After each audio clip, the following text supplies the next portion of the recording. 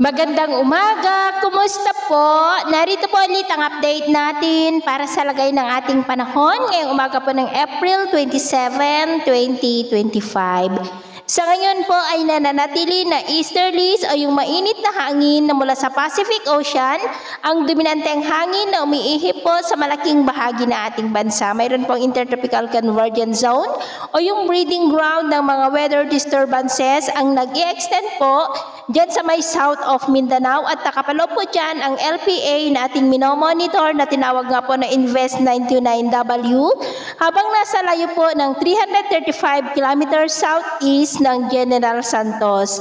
Mayroon pa pong isang shallow LPA mula po dito sa kumpol ng kaulapan na nandito sa labas ng ating area of responsibility sa may southeast of Mindanao at kung titingnan natin na mabuti, posibleng mula rito sa sirkulasyon nito sa labas ng ating PR nagbabanta na mabuo ang maaring bagyo na papasok sa ating area of responsibility sa susunod na mga araw at tatawagin na bagyong Auring kung hindi po yan malulusaw kaya atin lamang babantayan ang development ng LPA at ang kumpol ng kaulapan na nandito dahil marami pa po ang mabiglaang pagbabago.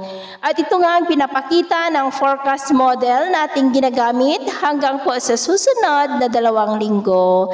At sa lagay ng ating panahon ngayong madaling araw ay maayos ang panahon sa malaking bahagi ng ating bansa pero may chance pa rin ng mga isolated rain sa may Lobo, Batangas, southern part ng Quezon, Camarines Norte, Catanduanes, Romblon, Marinduque, Calapan, ilang bahagi ng Palawan, Capiz, Escalante, Cebu, Bohol, ilang bahagi ng Leyte, Samar Provinces, Dinagat Island, Zamboanga del Sur, Basilan, Davao Oriental at Sorsogon. At mamaya po ay sisikat naman ang araw sa malaking bahagi ng ating bansa pero may chance pa rin ng cloudy skies with isolated rains sa may Lobo, Batangas, ilang bahagi ng southern part ng Quezon, Bicol Region, Marinduque, Romblon, Palawan, Cadiz, Samar Provinces, ilang bahagi ng Leyte, Cebu, Surigao del Sur, Davao Region, at Sarangani. At mamayang hapon po, posible pa rin ang cloudy skies with isolated rain sa ilang bahagi ng Bicol Region, Palawan, Panay Island,